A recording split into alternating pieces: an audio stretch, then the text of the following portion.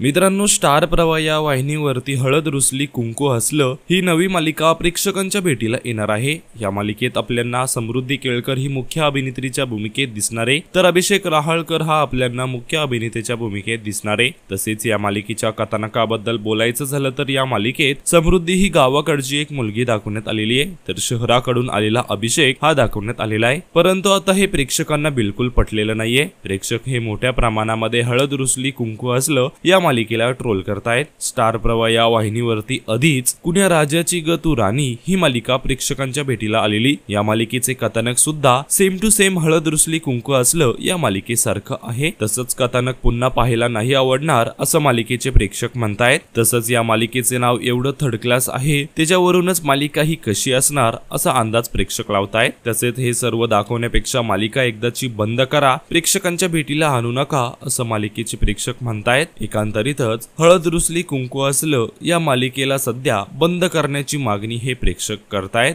तर मित्रांनो, या संदर्भात तुमची काय प्रतिक्रिया आहे हे आम्हाला कमेंट्स मध्ये नक्की सांगा।